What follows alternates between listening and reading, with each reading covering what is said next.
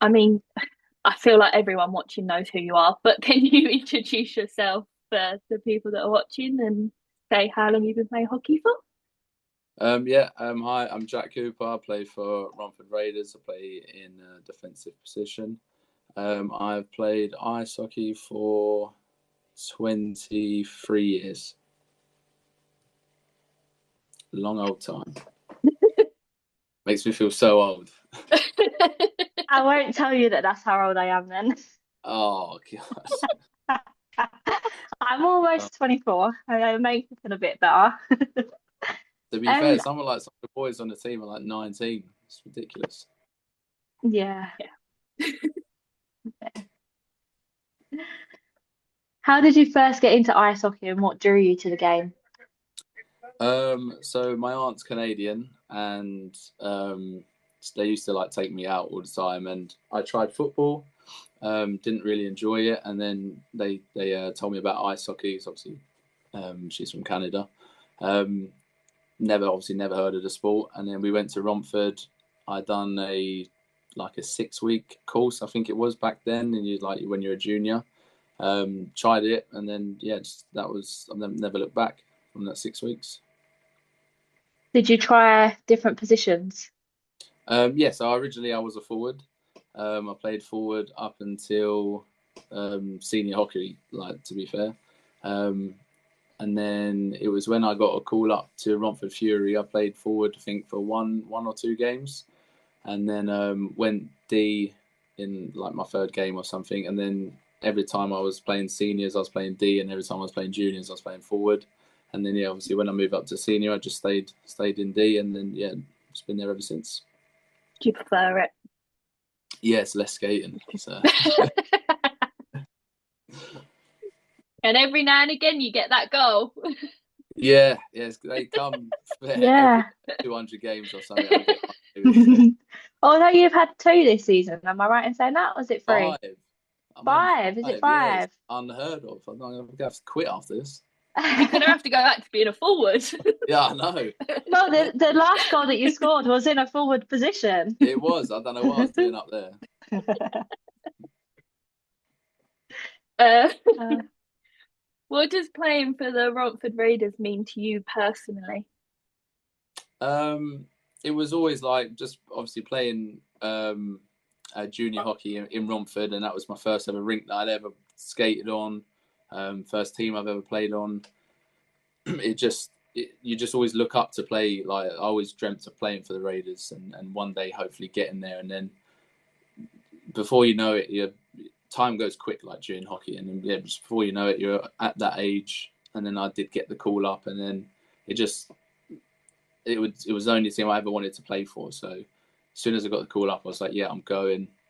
And then, just never looked back. I just wanted to try and stay in the team each year, and I'm in my 11th year, I think now.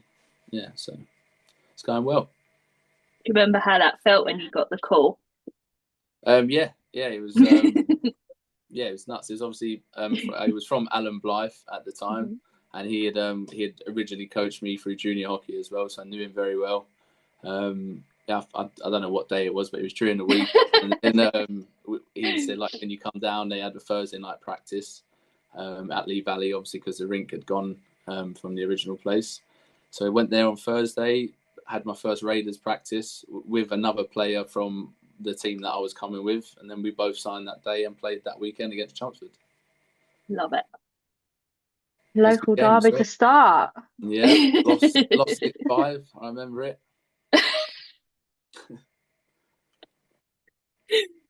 Oh, pleasure. Um, how would you describe your playing style to someone who's never seen you play? Um, it's probably known as like a stay-at-home defenseman.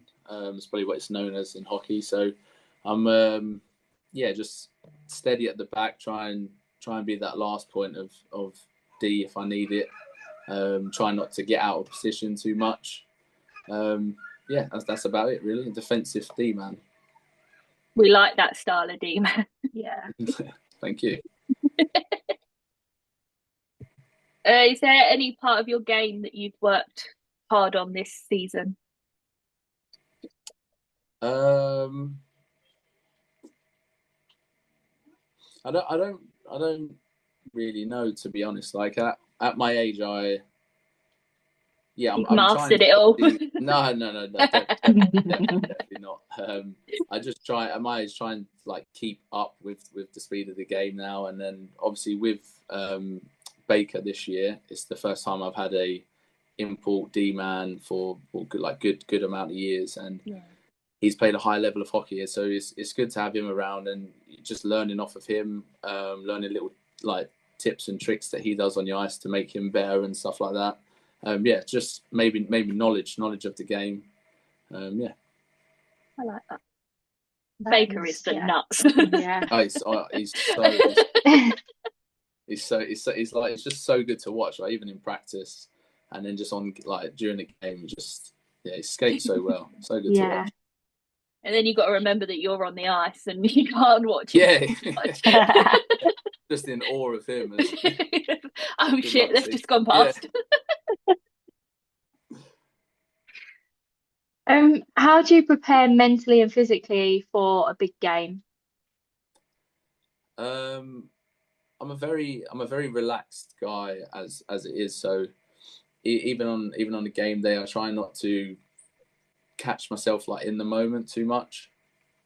So just try and keep spirits high in the room. I like to be like quite loud and just a bit silly in the room, to be fair. But yeah, just keep myself like not sort of occupied of what's going. And then as soon as I'm got my gear on and then I step out onto the ice, like I know it's time to be ready.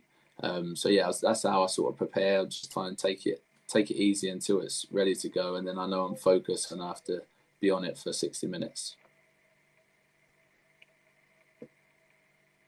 Is there anyone that you can, well, who's had the biggest influence on your development as a player? Like, is that a coach or other player, or I wouldn't be able to like name just like one person, but no? like multiple teammates over the years. Like my first D partner was Rob Jenner. He played in my testimonial. Just Love like learning. him. Yeah, like he's such a lovely guy. But like just learning off of him, and just like older people in general, like Michael Gray, although he's a goalie, but he's obviously played the game for so many years. He's like 400 years old. So he knows a lot. So like just listening to older people in your team, yeah, loads of people. And then East, like obviously Sean Easton has been my coach for the longest amount of years. So yeah, probably him as a coach. He's like 500 years old. Yeah. If P-Head's 400, Yeah. he's got to be 500. Yeah.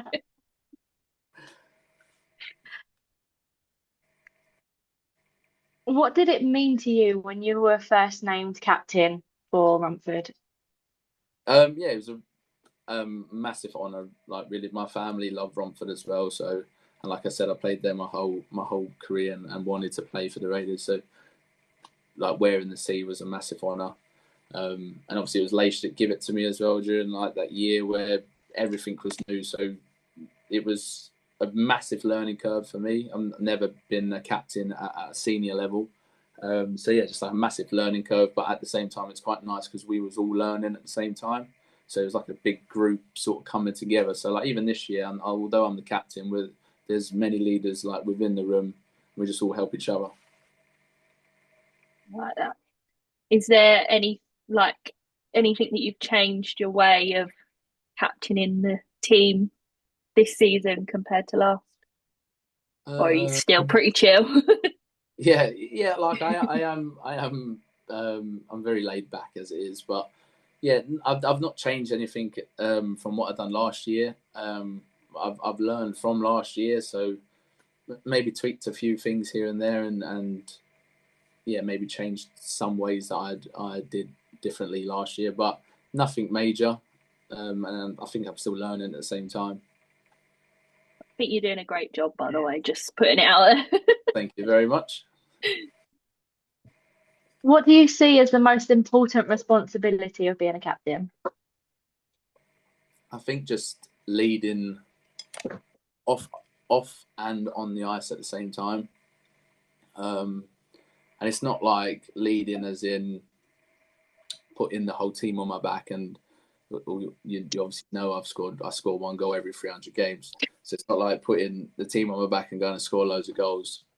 It's just like keeping maybe players to look at me, keeping level-headed, try and keep the team up on the bench, like if we're down, and keep people down if they're too up and stuff like that. But yeah, I think that's probably the main responsibility I have is managing the team, really. It's like having 20 kids. When they're that young as well, they are. Yeah. Yeah. Erin did say you make her laugh on the bench. No, I am a bit silly on the bench. I do question sometimes why I am the leader. I don't know. But Yes, you and Dewey. Yeah, you and Elliot are the duo. Yeah, it's deadly if we're together. And that's the C and the A right there. Yeah, I know. About it. Does wearing the C change how you handle pressure or expectations or anything from you as a player? Do you feel? No, but like personally, no. I know a lot of people it does. But like having Aaron as a captain before me for however many years it was, he's such a great like leader. So just being around him and like constantly learning over the years. I know I'd never like be the same captain as him because we're complete two different people. But yeah, just trying to lead in my own sort of way. But yeah, like having people like that before you just sort of helps. Yeah, you get through it. But I've never felt the pressure. I just sort of went with it as if it is what it is. I know most of the boys from juniors as well, so we're like one tight little family. So like I said, there's many leaders on the team. So just look at it as, although I'm the captain, we're all together, all one. Yeah, I do like that. How do you deal with being the voice for the team with the officials?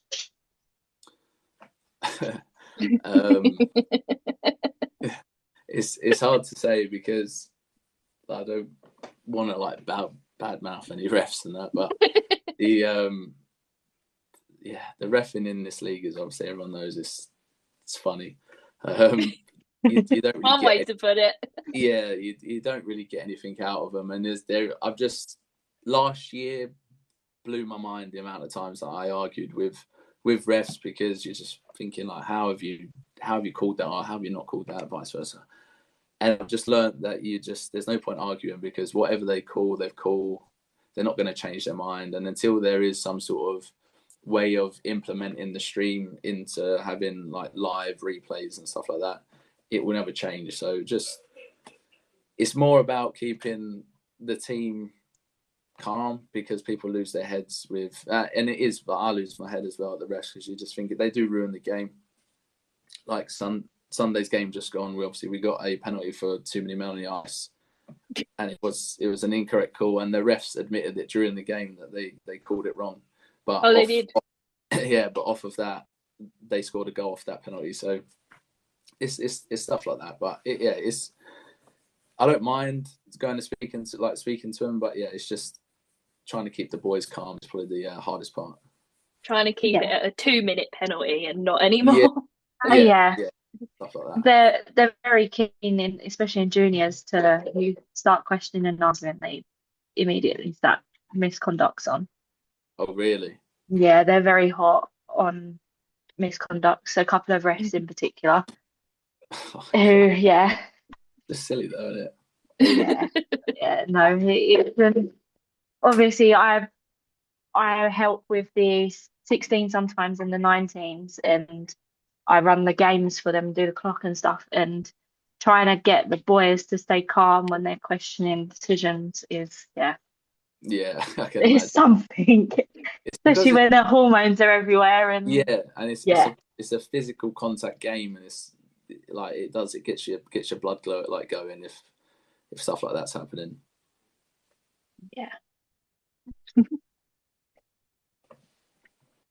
when it's late in the game and it's like crunch time, how do you handle that? It depends what situation we're in. If we're down a goal, I'm probably not going to be on the ice because our goal scorers are going to like obviously want to be on the ice. But if I do get on the ice, it's obviously I just concentrate on not conceding and then helping wherever I'm needed. So like on Sunday, when we pulled the goalie, because I'm like a tall guy, bigger guy, I went in front of the net to just, that's my job, is to just take away the goalie's eyes and just try and cause a little bit of carnage. So I know that's my role. So I just know that's my job. I just need to do that job. If we're up, like obviously my main focus is just get the puck out of our end. Obviously not trying to ice the puck, but just get it out of our end and not try and go for any risky plays and stuff like that. So just need you in them sort of moments, you just need to be 100%. And that's what I just put my mind to, just make sure that we don't concede. I like that. How do you personally reset after a tough performance, knowing the team looks to you? It's hard in hockey, but where we're back-to-back games constantly, I think it's a little bit easier for us to, well, for hockey teams in general to bounce back off of a loss. Whereas if you leave it like football, like Saturday to Saturday, you've got a week of practice. Emotions are going everywhere, and then you've got a week until you got to like actually try it again. I think it's just as soon as that game's finished on Saturday, it is what it is. We can't change what's happened. Get home, we're focused, like get a good night's sleep. We just get up and we know it's a new day, and doesn't matter what it is, whatever team's coming in, it's a new day, new game, new players. We just go at it like nothing's ever happened. And I think like it is easier for ice hockey in general to bounce back off of losses. Yeah, that makes sense. I never thought of it like that. Yeah, you don't really have time to think about much, do you, when you're playing ice No. hockey? Yeah, you're just in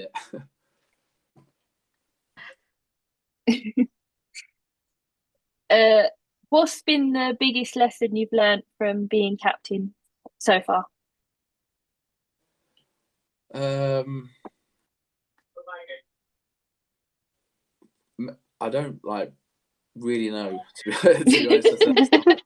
I think like just being the voice, and it is people like maybe like subconsciously just like look for me, like if we're in the room and we've had a tough period or whatever, most of the time one of the other leaders are already speaking by the time I'm in the room or whatever.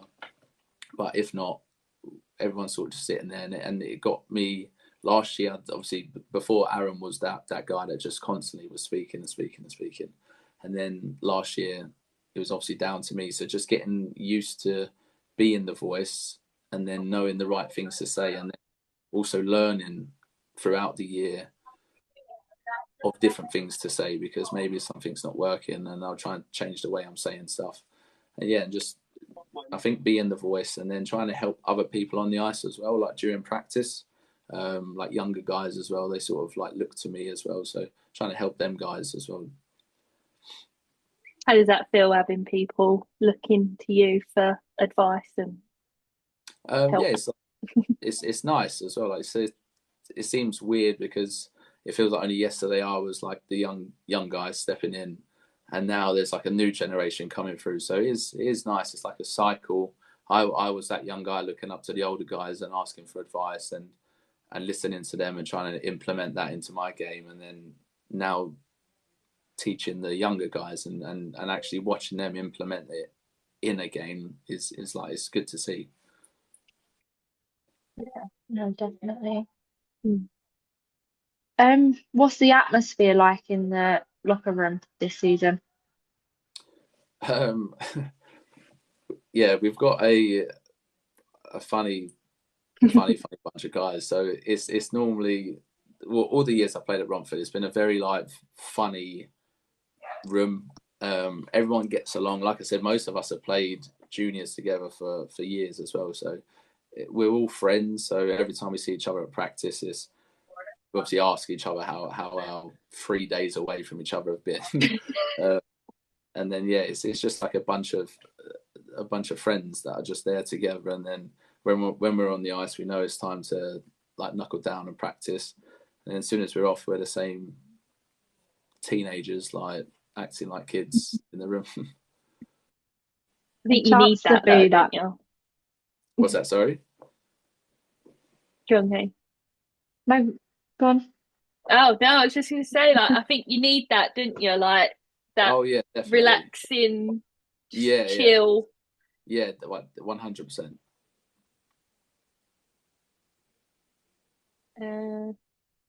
How important is team chemistry to the success on the ice? Massive.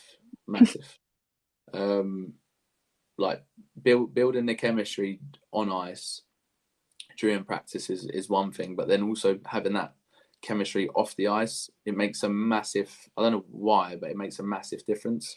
You just, I don't know, you tend to know where each other are more on the ice, and you end up having that extra bit of bond, so you end up sticking up for each other and stuff like that. So it's massive. It's a big part of the game. You stick up for a lot of people. I try not to. I've got too many scars on my face now. You've took a few batterings lately, haven't you? Yeah, I don't need no more. What do you think makes Romford tough to play against? I think it's the grittiness. Like we know where every year I've played at Romford, we've not been the like, if you looked at us on paper, like they're the team, they're going to win the league. We'll have the odd 2 or 3 players that are they're like star players, but then we'd have like a bunch of hard working, just like sort of never give up. And I think that was the Romford way, and that was the Romford like juniors way that I knew growing up. So I think it's just the grittiness, and it is the like sort of never die attitude that makes it, I think, hard to play against, or like not nice to play against. I think it makes it more interesting.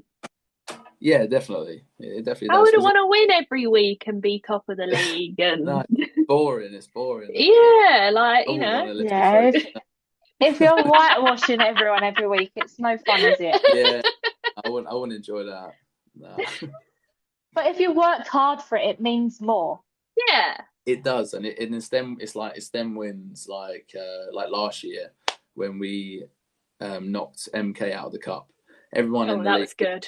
Yeah, like if you look at it, if you looked over social media, like leading up to the week, obviously everyone other than our fans, like MK, Romford had done well to get there, like they're whatever. And then just beating them at home, and the atmosphere at home was unbelievable. And then going away, we all sort of but we did know it's going to be a ridiculously hard game away. Because, it's a big ice patch as well, isn't it?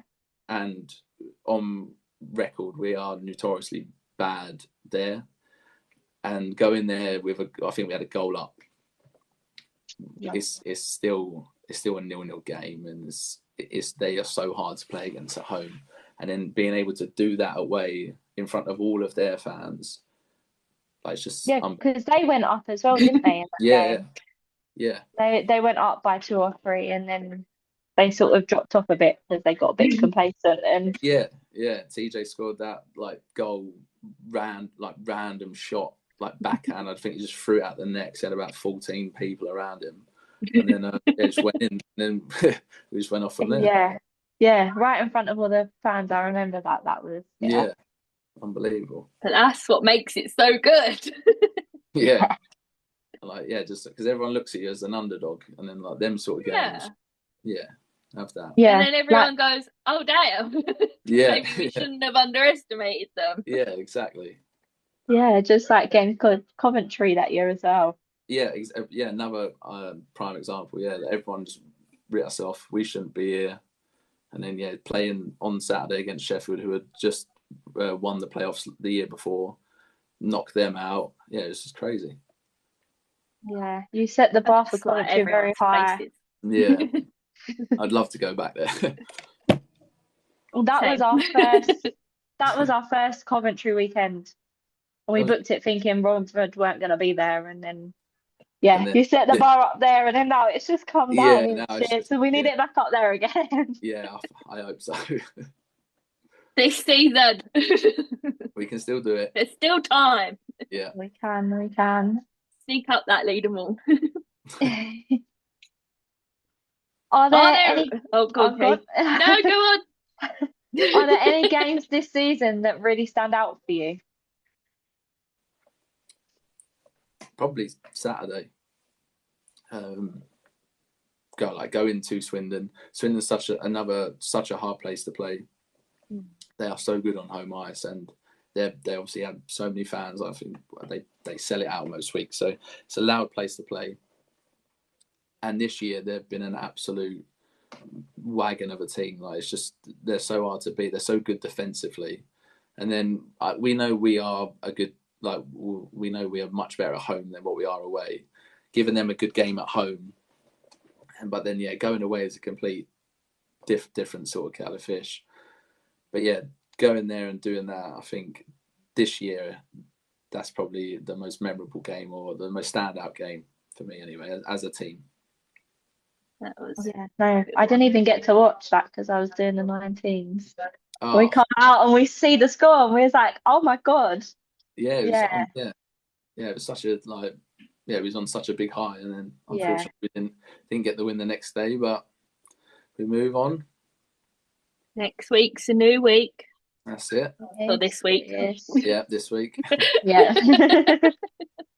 I do that all the time. What where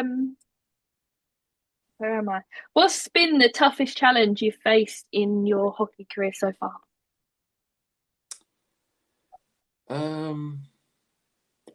That's a tough question. We like the tough questions here. Yeah. I think like the toughest challenge is adapting to, well, over the years, was adapting to the speed.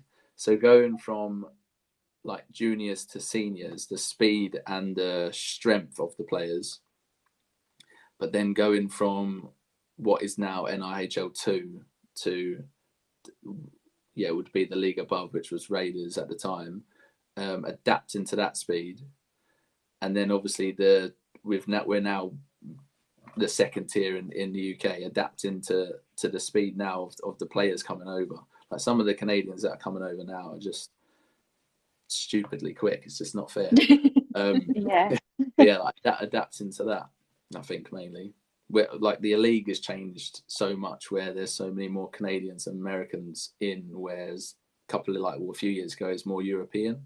So adapting to the Canadians and the American style of the import game as well. I'm pretty sure Canadians are born on skates. Oh, it's silly, honestly. Yeah.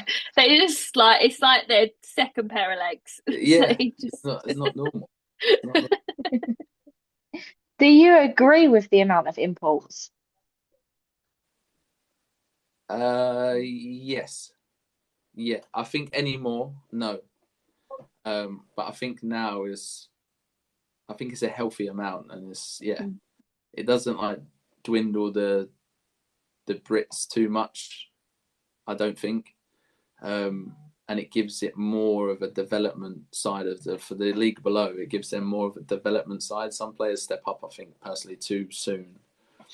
So it gives them more of a development couple of years, and even to play that, if they could make that more of a competitive league, even to the ages of like 2021, and then you make the step up into our league, which should hopefully over time get better, and the Brits get better and the imports get better, then try and transition that way. Hopefully the refs improve with the teams. Yeah, like that's, I know it's bad to say, but that is a massive part that would ruin the competitiveness of. I think it's just because obviously the speed of the game has increased over the last couple of seasons. Yeah. And the refs haven't necessarily got the ability to keep up sometimes. Yeah, like That's how I've seen it as a fan and through yeah, the even in the juniors sometimes there's been some refs and I'm like, you can barely keep up with this. How are you going from this to NHL? yeah, yeah. Like I do say to the rest, like I understand as well. It is a hard task Yeah. to be a ref, and with how the UK hockey scene is, and everyone hating the refs, and everyone's on the refs' backs, it is obviously that's a massive. You got to be mentally so strong to be a ref. But I understand they're going to miss some stuff. But when there's Yeah. blatant things that they're missing, and that's right there. well, yeah. Yeah. And And there's they're like, four, what? yeah, and there's four of them, and there's four of them, so not all four are watching the puck. That's the reason there's four of them, and they all watch the puck. So it's silly. There might as well just be one. Yeah. That Yeah, is definitely. exactly how I feel about it. Feel like they need some kind of fitness regime over the summer. Yeah, yeah. I mean, there is some refs that are like genuinely good, and when I see them, I'm like, oh yeah, at least we're gonna have a good game. And there is some other refs you just, I like the Good refs to who know the actually players feel the explain same way. things. yeah, Yeah. yeah, yeah, I like the refs that explain things. yeah, yeah. So you actually, yeah, like I just like to know their understanding. Some refs don't want to give you the time of day, and they're the ones that are just annoying, but got to deal with it. Definitely.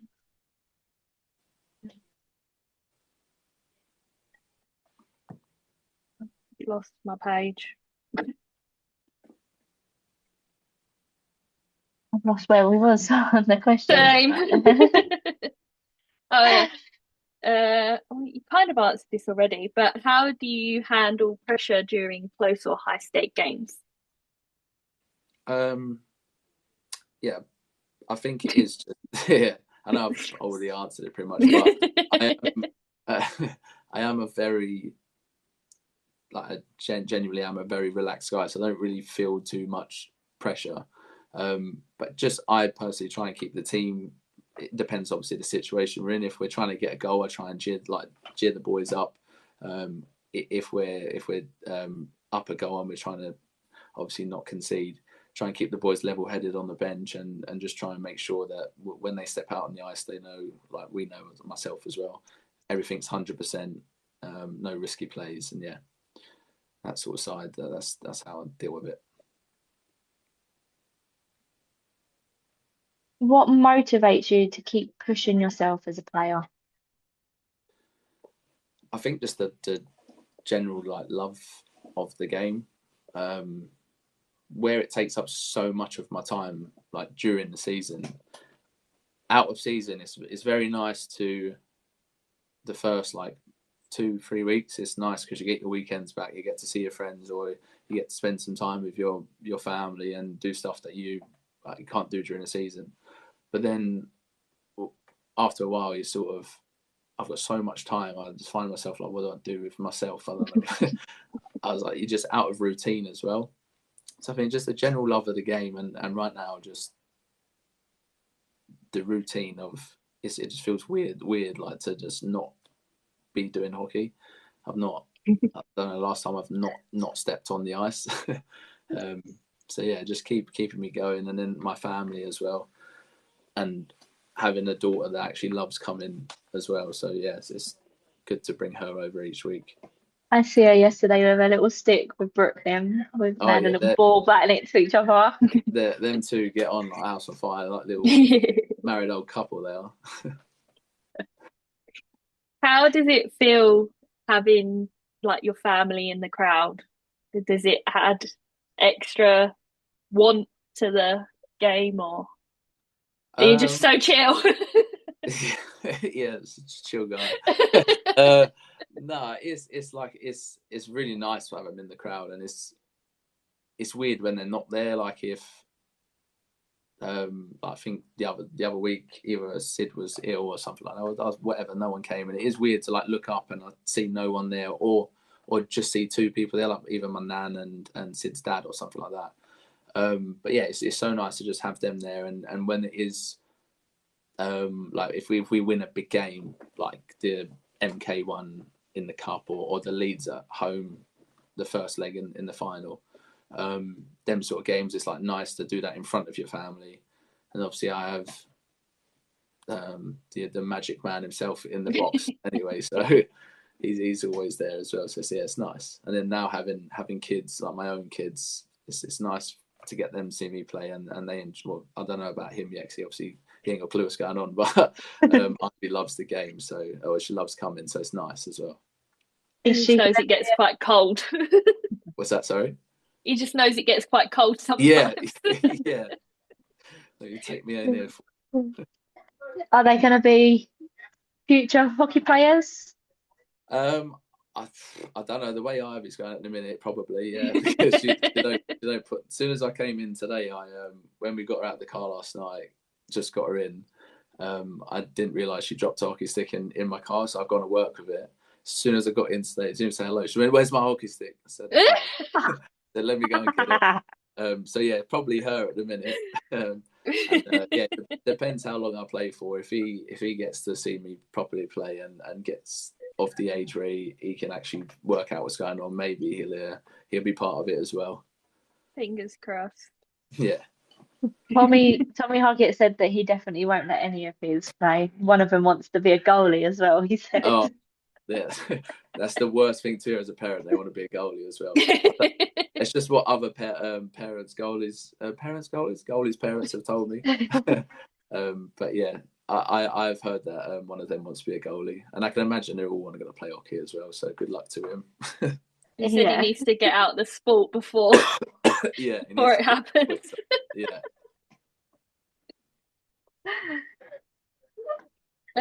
How much does the Romford support mean to you personally?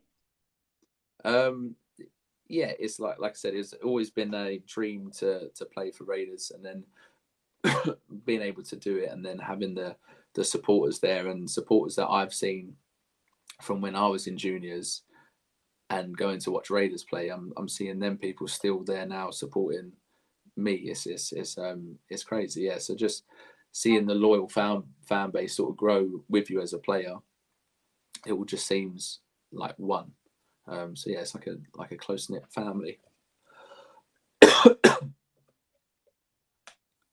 I remember the Lee Valley days. I think it was your second season was when I started going to Lee Valley. My second season. Wow. You was like proper young. I think you was like the youngest on the team. Yeah. Honestly, it feels like yesterday. Yeah, I sort of started, when was it? I think it was the second season back at the Sapphire Okay. that we started coming, and then 3 years ago my brother decided that he was gonna learn to play, and now he's trialing for England. So That's mental, isn't it? yeah. You Unbelievable. and you and Callum were the idols for him. Was we? Come on. Yeah, yeah. There Hopefully. is there is a video of a skate with the players where Callum's actually holding him up on the ice skates. And I'm laughing with Aaron saying, yeah, he thinks he's going to be the next Callum Wells. And And yeah, here we no, go. he plays D as well. He's doing quite well for Oh, he's himself. following. Good boy. Yeah, Hopefully he gets Callum's toughness, not mine. well, Callum's toughness obviously comes from his brother, which actually comes from our uncle. So Oh, there you go. He's got yeah. it there. Fair enough. I do have a question for you that I've just thought of actually. Go on. So when you throw yourself on the floor to stop the puck, what goes through your head? I don't really know at these stages. I question myself sometimes.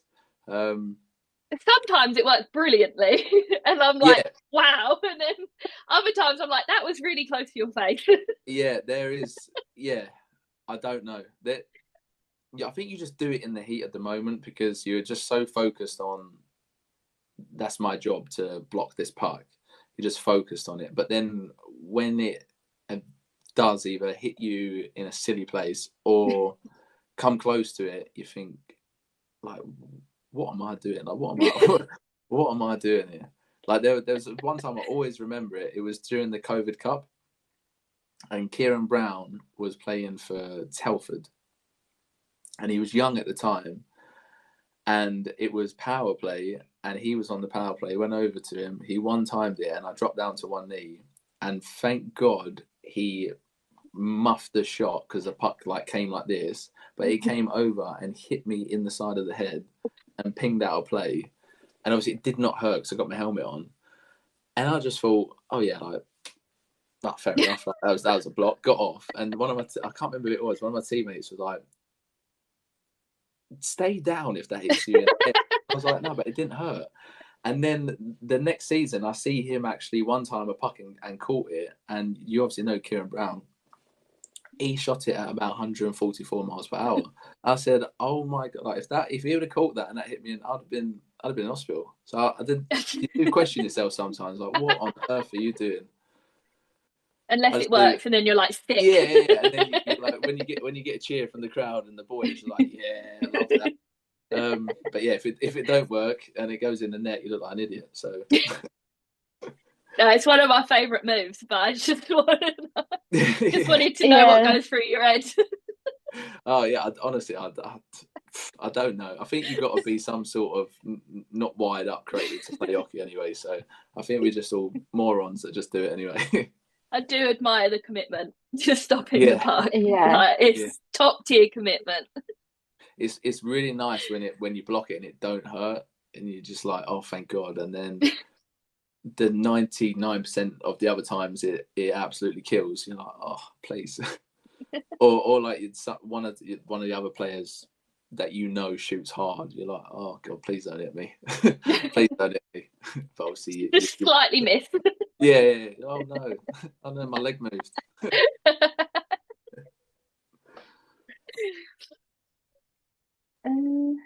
Do you have a message for any of the Raiders fans that are watching?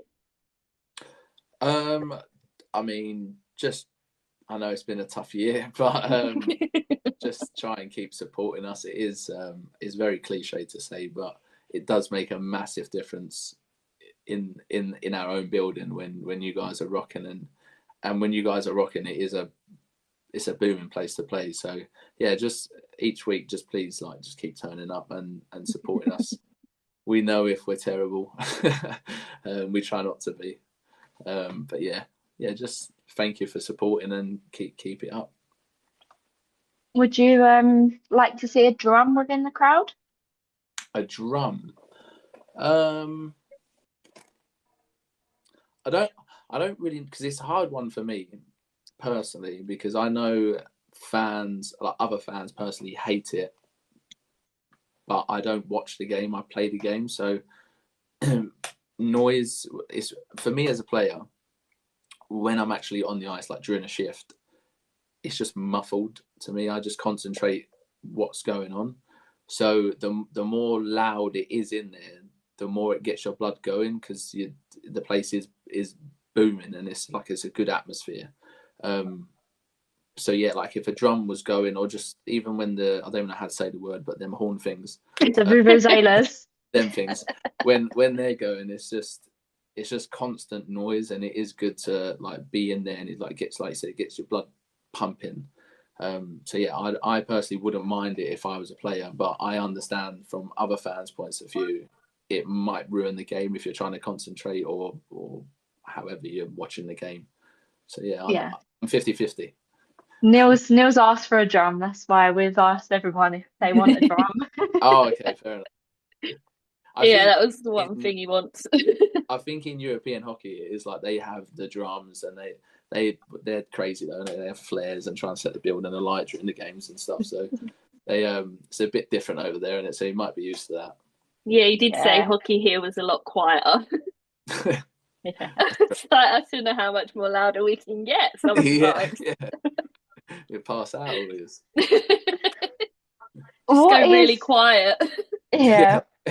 What is your opinion when the away team call a timeout at Romford? Do